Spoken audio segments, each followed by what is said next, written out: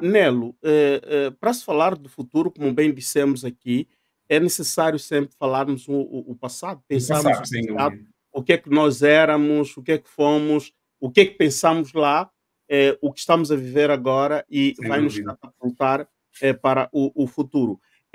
Sem tentar, de minha parte, quebrar as etapas, eu queria lhe perguntar outra, Sim. já nessa fase introdutória. Eh, Como é que está a nossa casa comum? A nossa casa comum está saudável? A nossa casa comum está doentia? Existe desequilíbrio? Como é que está a nossa casa comum Angola? A nossa casa comum Angola, se tivermos que ter em conta o próprio pressuposto do passado, tem problemas muito graves que eu acho que são responsabilidades coletivas, não é? É claro, com dimensões de responsabilidade nessa responsabilidade coletiva colocada de forma diferente, porque a minha responsabilidade, a do Álvaro, é diferente. Agora, aqueles, por exemplo, que têm a ver com políticas públicas, não é? Esses têm, claro, maior responsabilidade. Obviamente que não se pode relativizar a responsabilidade de cada um de nós no meio desse processo. Mas repare, nós temos uma dificuldade quando falamos da Angola histórica de perceber que a Angola histórica era constituída por várias nações, elas próprias independentes e que eram verdadeiros Estados. Aquilo que nós chamamos de Angola é uma construção colonial fruto daquilo que era a ideia de expansão dos países ocidentais pelos outros continentes, não é? E Angola não foi aquilo que o território, aquilo que nós hoje chamamos de Angola não foi exceção. Por isso eu costumo dizer, a Angola que temos é uma criação colonial. E logo, temos que ter bastante cuidado de não falar de uma Angola como se ela já tivesse uma pré-existência anterior, mas Uhum, ter em consideração todo o mosaico que permitiu, dentro do quadro colonial, a existência dessa Angola.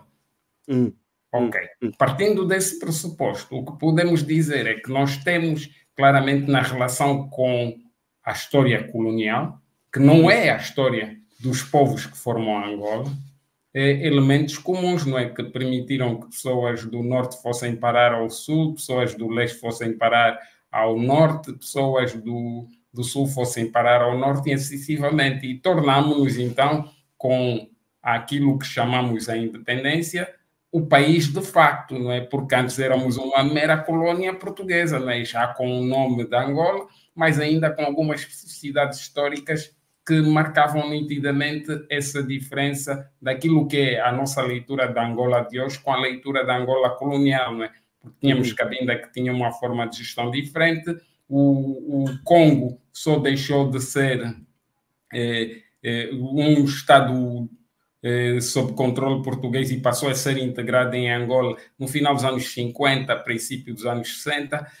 Quer dizer, há muitas nuances da própria história de Angola que precisam ser consideradas quando nós falamos de Olha, Angola. E é importante romper com essas teorias dos 500 anos, porque não é verdade. Inicialmente, os colonos portugueses só conseguiram se instalar no litoral e toda a entrada deles para o interior teve objetivamente mostrar junto dos outros europeus que eles ocupavam aqueles territórios para depois, na divisão que ocorreu em 1985 na Conferência de Berlim, ter-se dado então a divisão da África por aqueles que não quiseram saber nem de fronteiras, nem de relações familiares, nem de processos históricos que ligavam povos que foram separados a esquadro e régua por via da divisão do próprio continente.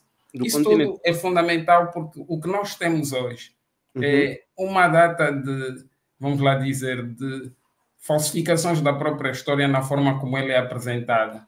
Sempre hum, com uma ideia, do meu ponto de vista, que objetiva unicamente a demagogia, não é? Porque é justamente para legitimar discursos, regra geral, de salvação dos angolanos e que houve alguém que lutou para isso, não é? E que rompeu com essa estrutura de 500 anos. Agora, eu aceito claramente que a presença portuguesa é uma presença de 500 anos, mas não aceito que Angola tenha sido ocupada durante 500 anos, né? Até porque quando se colocam as coisas assim, parece que não houve resistência por parte das diversas nações africanas a essa presença colonial. Parece que abrimos as portas e os portugueses instalaram-se desde o momento em que o Diogo Cão chegou e ficou feito a partir daí a contagem dos 500 anos. O resto foi só ali cerçar tudo. Todos nós nos esquecemos que o último confronto militar português, de facto, com o povo em Angola, deu-se em 1948, foi com os Covales, 48, e depois temos um reinício de tudo,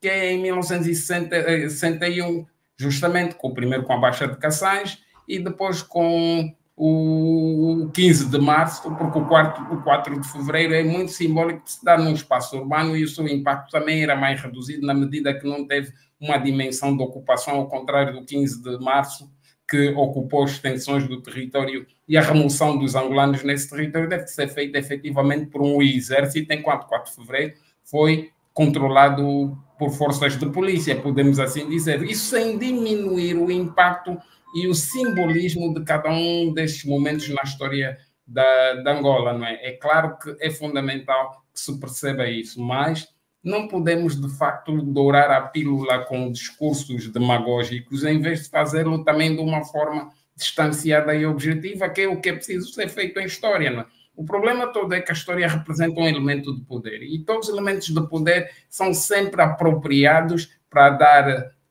de facto, antecedência aos factos, marcar posição em relação àquilo que é a história global de um país, de uma instituição, e aqueles que querem naturalmente serem os donos da história, como infelizmente ao longo desses anos a história da Angola tem sido contada por alguém que sente que ele é o dono e a forma como ele conta é a única que tem que ser validada, ignorando toda a participação à volta de todos os sujeitos, seja na dimensão, podemos dizer, comunitária, na dimensão cultural, na dimensão social, porque houve todas as formas de participação nessa resistência ao colonialismo, que não pode ser obliterada de forma alguma a todos esses seus protagonistas.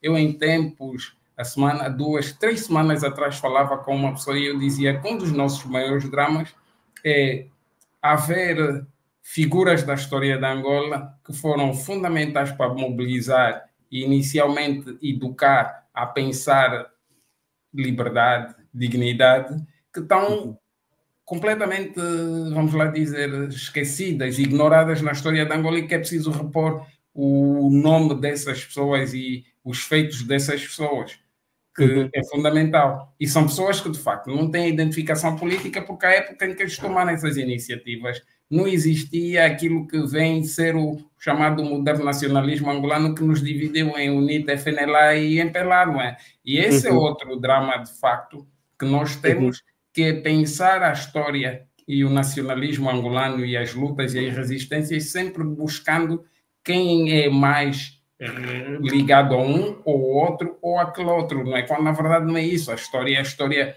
por si só, límpida e objetiva da análise dos factos. Dos factos.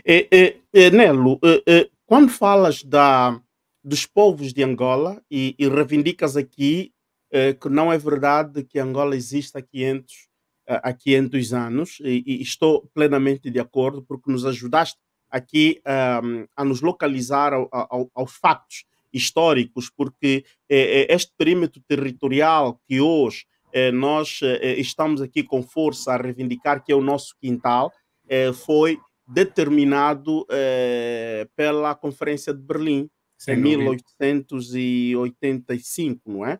Sim, 84, 85. 84, 85. E Sim. antes desta data, houve uma invasão, praticamente. Houve uma invasão. Sim, Álvaro, é inequívoco. A história do mundo é uma história de violências, não é? É uma história de subjugação. Nós, em sociologia, temos um termo muito interessante. As sociedades humanas são sociedades de dominação. Ou seja, os homens estão sempre a procurar subjugar os outros para o seu controle, para o seu domínio e para que eles façam aquilo que eles consideram que é fundamental, não é? Ou seja, a história daquilo que é a Angola de hoje está profundamente associada a um elemento de dominação, que foi a dominação colonial portuguesa, que invadiu este território, encontrou nações e estados existentes, que varreu do mapa, destruiu a sua infraestrutura política, social, económica e cultural, e nos tornou todos cidadãos no mesmo espaço controlado por eles, que nos disseram que éramos portugueses, não é? Porque até o 11 de novembro de 1975...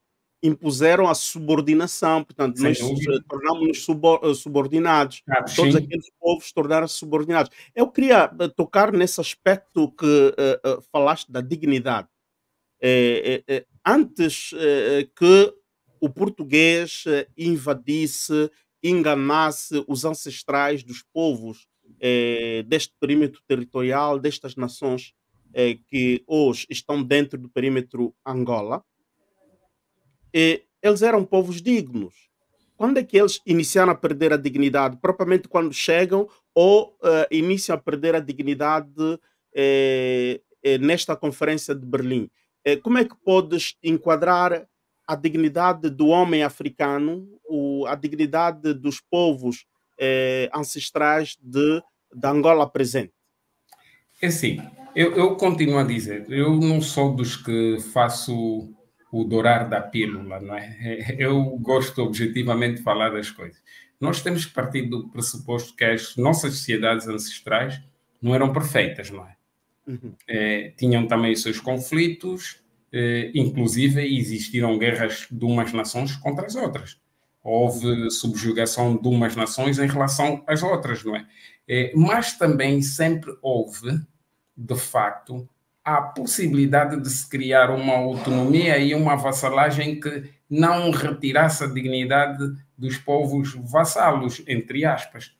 Se não vejamos, toda a gente hoje já não vê o Reino do Congo como tendo o seu banco na ilha de Luanda, não é? O que uhum, quer dizer que os chamados povos ambundos de língua quimbundo foram povos submetidos a um controle do Reino do Congo, no sentido em que toda aquela área, e muitas pessoas hoje que são naturais da ilha de Luanda e dizem eu sou ilha puro, se esquecem que têm origens no Reino do Congo, não é? Porque o Rei do uhum, Congo mandava o seu dignatário, as suas famílias e os seus empregados e toda essa gente para estar naquele sítio, porque representava a fonte do controle do dinheiro, podemos dizer, era o Banco Central da época. uhum, E uhum, tudo isso, de facto, mostra que houve sempre uma relação com esses povos ditos ambundos de língua quimbundo, em que o Reino do Congo era, de facto, uma entidade maior, né? Porque era um reino que tinha uma extensão e um domínio que ultrapassava aquilo que eram as fronteiras coloniais desta Angola, não é? Chegaram até ao Gabão. O uhum, Ciciba já tem estudos provados sobre isso que não são sequer discutíveis, não é? O que uhum, mostra a uhum, dimensão. Ou seja, nessas sociedades havia, como foi o que eu estava a dizer, houve guerras, houve conflitos, houve diferenças, havia ambição, as uhum, pessoas, tal como em qualquer outra sociedade, tinham aquilo que é os problemas da humanidade. Mas haviam regras ancestrais do valor do outro como o teu semelhante, a necessidade de ele viver em paz contigo, que faziam com que, mesmo aqueles que eram conquistados em situação de guerra e fossem submetidos a uma situação de escravidão, fosse diferente, não tinha nada a ver com a escravidão transatlântica, não é?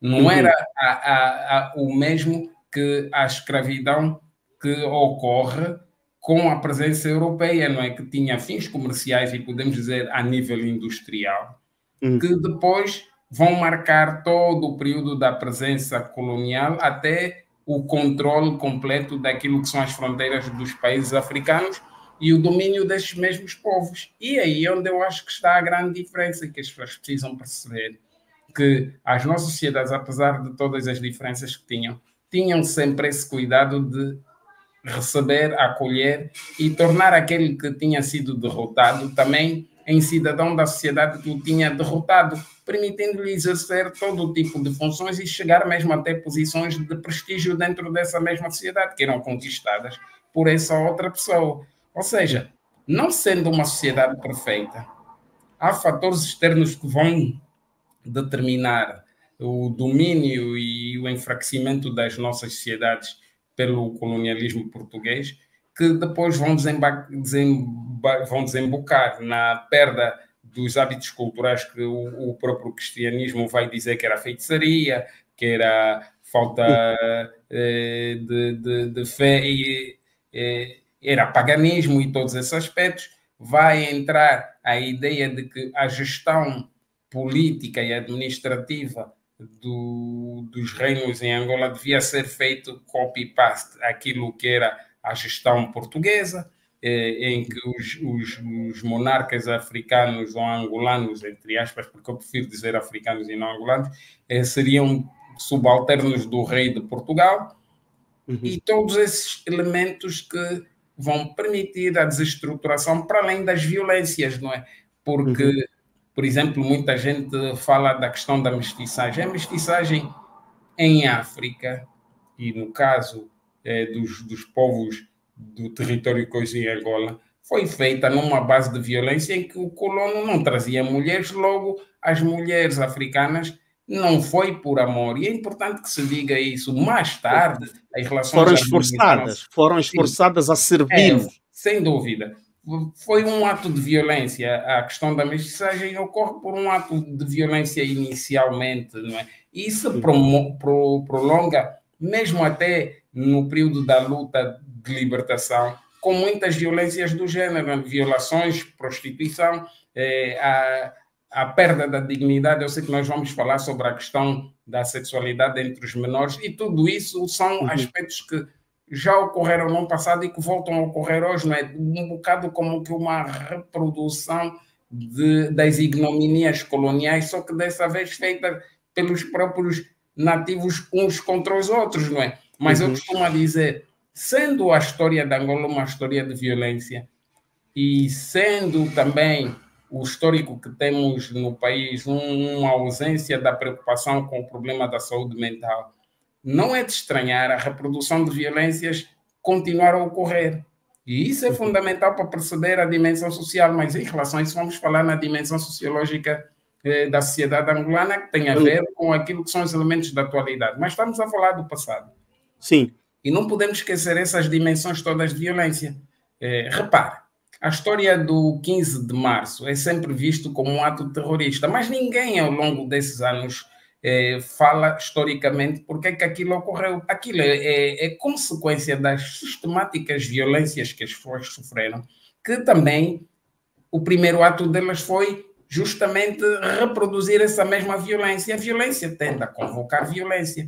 Logo, o 15 de março era impossível ser de outra forma, a não ser com a violência que a acompanhou. Logo, pode-se dizer, mas fez-se coisas ignominiosas, mas até aquele momento, até o 15 de março, o que é que não é ignominioso no comportamento dos portugueses na relação com os africanos? Com isso, eu não estou a defender violência por violência, estou a colocar os factos como eles são e como um facto produz o outro facto. E isso é fundamental ser pensado, porque aqui não se está a pensar contra alguém em concreto, mas pegando nos factos para perceber os comportamentos associados a eles. Isso é importante que as pessoas tenham em atenção. Não se trata de defesa da violência, porque a violência nunca será uma solução, e a prova de tudo, temos assistido, né? Todas as violências que ocorrem só produzem mais violência, não produzem paz, não produzem harmonia. É impossível um processo violento que não tenha havido um processo de cura psicológica daqueles que estiveram envolvidos nessas mesmas violências se possa considerar estável e com equidade nas relações entre os sujeitos nele envolvidos. Nelo, começando a aproximar-se, começamos a aproximar um pouco mais na data para a independência, mas vamos sair do post, ou melhor, antes, não é? Antes de 1884-85, que era um período, vamos dizer assim, empírico, um período da incerteza, da não definição, digamos, oficialmente dos territórios dominados. Sim. A partir de 1884-85, os perímetros territoriais passam a ser oficializados a nível internacional. Sim. Agora, estamos a falar da dignidade, as atrocidades que os povos africanos foram vivendo, não só sob domínio português, também sob domínio inglês, de outras francês, alemão, etnias holandês. europeias. Ok. Será que o colono sentiu-se mais autorizado, sentiu-se mais, digamos assim, poderoso quando obteve, nesta tal dita conferência, a divisão do território, dos territórios. A partir dali, a sua força opressiva acentuou-se. Será Sem isto? dúvida. Podemos Sem dúvida. Álvaro, admitir isso? é engraçado falar nisso, porque há um termo que é irónico e é cruel nessa história da relação do avanço da presença colonial nos territórios em África, não é? Uhum, Ficou e está registado na história colonial, não na história africana, porque os historiadores africanos olham para esse período de uma forma diferente. Esse período é chamado o período das guerras de pacificação. Você já viu guerra ser pacificada? Não há guerra pacificante, é impossível, né? A guerra destrói a infraestrutura, mata pessoas, cria misérias de todas as sortes e constrange a liberdade das próprias pessoas, não é? E cria fundamentalmente um trauma que pode despoletar sempre noutra forma de violência sobre aqueles que sofrem a violência e sobre aqueles que exercem a violência. uhum, Porque a violência nos desumaniza como tal, não é? E ainda mais nesse caso em que os africanos não eram considerados humanos, a ideia de pacificar, no fundo, representava um bocado aquela política americana em relação ao Oeste, não é? Que o índio bom era o índio morto. Nesse uhum. caso, o africano bom era, de preferência, o africano que fosse morto, não é? Olha, Nesse Nelo, processo, uma coisa que eu queria abrir aqui, talvez será o tema de um futuro, sim. a nossa abordagem aqui. Quando dizes que não éramos considerados seres humanos, mas isto era pura e simplesmente para tocar na nossa psicose, ou o europeu, a etnia europeia, as etnias europeias tinham consciência de que o africano era ser humano? Era ignorância ou era, digamos, hipocrisia? Eu acho que a hipocrisia parte das instituições como tal, não é? Ah, porque nós não nos esqueçamos que os africanos não foram considerados por via de uma bula papal, não é? Que veio do Vaticano, não é? As Uhum, pessoas não se esqueçam, não é? Havia sempre um elemento oficial que declarava quem era humano ou quem não era humano. Os índios só passaram a ser vistos como humano por uma bula papal e por isso mereceram proteção. E como eram vistas como crianças, ficaram sob a proteção da igreja. Por isso não podiam ser usados como força escrava. Mas antes disso, enquanto não houvesse a bula papal ao considerar-lhes como seres que tinham alma e que mereciam proteção, eles foram também escravizados, não é? E é importante que se parta desse pressuposto. E, à época, o Vaticano era a força mais poderosa do mundo, não é? É onde era a uhum. sede do poder, ele é quem definia até onde é que os reis poderiam avançar com esse ir pelo mundo, encontrar outros povos e outras terras. Ou seja, oficialmente, todas as outras pessoas e que participaram nesses processos coloniais, temos que ter em conta que aquela época eram pessoas analfabetas, eram pessoas com baixa cultura, com uma ausência de, podemos dizer, cosmopolitismo, nunca tinham visto outras pessoas, nem sequer tinham saído do seu cantinho lá no onde Judas perdeu as botas na aldeia dele na Europa, ou seja, tinhas Uhum, todos esses elementos que potenciaram em si a desumanização daqueles que eles encontraram no local e como tinham tecnologia mais avançada, nesse caso militarmente falando, conseguiram impor-se por essa via, né? Mas na uhum, verdade, e insisto sempre em dizer isso, há os instrumentos, aqueles que são instrumentais nos processos e aqueles que pensam os processos. E os processos foram pensados, não é? Foram pensados por uhum, quem? Pelas elites. As elites que comandaram os processos de colonização. Ou seja, uhum, há aqueles que foram instrumentais e permitiram a concretização, e há aqueles que pensaram o todo, não é? Podemos dizer o político do ato em si. E é uhum, claro que isso era pensado. Agora, foi potenciado também com base na ignorância, com base no estereótipo do discurso impregnado pela autoridade eclesiástica na aldeia que eles iam para civilizar esses povos, ou seja, toda a gente achava que os atos que praticariam estavam cobertos daquilo que era a exigência da Mas, identidade máxima. Nelo, muitas das vezes nós, quando tocamos nesses aspectos históricos, nós ficamos sempre na defensiva. Poucas Uhum. vezes nós analisamos cientificamente como é que nós estávamos organizados, o que é que fez com que os povos europeus nos dominassem e conseguiram matar o nosso sistema cultural. Matar não é bem assim, enfraquecer, porque ainda temos vestígios das nossas culturas, porque ainda temos línguas, Claro, hábitos, claro, claro. costumes e por aí fora. E o europeu chegou, conseguiu nos dominar. Tecnologicamente estava muito mais avançado. Existem pessoas que continuam a defender, ah, não, Kemet, Kemet, ok. Kemet estava lá no Egito, não é? Aqui nos nossos lados, subsaariano, por baixo da linha equatorial, qual era a nossa tecnologia? O que é que nós tínhamos? O que é que fez com que permitíssemos o ocidental nos dominar, nos maltratar e por aí fora? Pronto. Já o facto de dizer nos dominar é já tudo, não é? Aí estamos a ver Não, tudo dentro. há alguns aspectos que é preciso considerar, Álvaro, e eu acho que o primeiro aspecto a considerar é que, como soe dizer-se, né, os europeus não chegaram entraram em África a matar, não é? Não entraram aos tiros, não é? Uhum. Tudo no início era uma relação de respeito e de equidade, né? A partir do momento em que eles acederam aos nossos monarcas e começaram a dialogar com eles, e inclusive fazendo oferta de bens e serviços, é claro que os monarcas escreviam, por exemplo, o rei do Congo escrevia para o rei de Portugal tratando por meu irmão, considerava igual. Hum.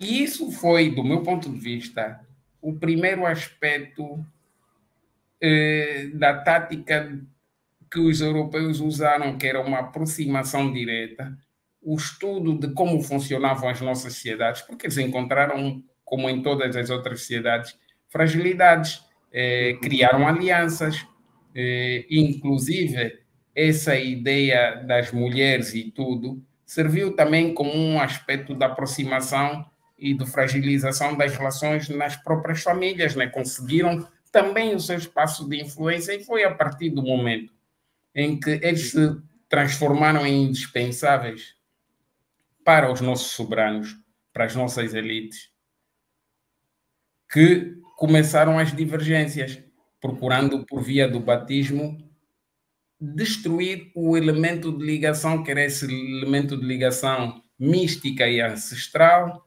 dessa Uhum. fé e dessa crença africana, batizando e levando para a sua religião os nossos monarcas, porque vão ser os nossos monarcas que vão os primeiros a combaterem as nossas práticas culturais, as nossas práticas místicas e religiosas. E como você sabe, a dimensão mística, a dimensão, podemos dizer, da fé, é uma Uhum. dimensão que socialmente é muito importante. Se o rei era o guardião dessa fé e se submeteu a uma nova fé, estavam todos os caminhos traçados para que essa sociedade fraquejasse, não é? E é a Uhum. partir daí que se faz então aquele processo que é o processo da substituição. Porque, Começou-se porque a estás a ver, denominar Nelo, os nus. Sim. estou a gostar imenso estes aspectos. Epá, estás a nos surpreender é tanto conhecimento que aqui está a ser partilhado e estás como posso dizer, em italiano dizemos aqui stupire, não é? Estou estupefacto de tanto conhecimento que estou aqui a beber de si. O aspecto da mística é muito importante. Quando dizes que os reis eram os detentores deste saber, desta mística, nós ultimamente vimos, e a olho nu, e ali podemos também desconstruir esta acusação que os missionários, não é? papais ou da Igreja Católica trouxeram que não, estas vossas crenças, essa vossa mística é São bruxaria, atraso, são é atraso, demoníacas, se é são demoníaca. negativas. Nós assistimos à coroação, não é? Do rei Carlos III e vimos a olho nu, televisado, transmitido nos 4 cantos da terra, não é? O momento místico em que o rei lhe foram transmitidos, lhe foram, sim, transmitidos, lhe foram entregue o poder místico. E muitos estavam distraídos, não entenderam que a objetística que ele estava, que ele recebeu aquele objeto, o planeta Terra, que ele levava, a Bíblia, a capa que ele levou, o bastião que ele tinha na mão, e cobriram com uma, como é que se chama aqui? Uma grande túnica, não é? Em que fizeram um ritual que nem as pessoas não podiam ver, mas estavam ali a testemunhar, e o nosso presidente estava dentro da sala. Portanto, a questão da mística é muito importante. É, E nós temos tentado denegrir, diminuir aquela que mas, é a nossa Álvaro, mística isso africana. é compreensível. As Hum, pessoas não podem esquecer que grande parte dos africanos foram socializados nas religiões de caráter cristão. E, e com todo o respeito pelas pessoas, ainda hoje eu ouvi alguém que dizia que as pessoas estão sempre a querer defender Deus. Se Deus é omnipotente, é super poderoso, Deus precisa mesmo das pessoas para virem lhe defender. É óbvio que não é? Porque a grandeza dele é superior a tudo isso, não é? uhum, Mas é a ideia de Deus que nós criamos que nos leva a ficar ofendidos. E quando eu falo Deus aqui, estou-me a referir a tudo. Seja ele Alá, Buda ou qualquer outra forma de visão de Deus. E os africanos tinham o seu Deus, não é? Se fosse ele Nzambi, ou qualquer outro nome que se lhe desse, tinham isso. E o rei representava, de facto, aquele que tinha o poder de ligação mística a uhum, esta figura. E uhum, nós nos esquecemos que, quando o rei foi cristianizado, os nossos monarcas foram cristianizados, isso mudou. uhum, E isso mudou muito rapidamente, porque a questão da crença, a destruição da crença e da mística é o objeto número 1 para fragilizar a força de uma sociedade e de um povo. Tudo o resto vai ser complementar. A perda da língua, a proibição de observar os rituais, tudo isso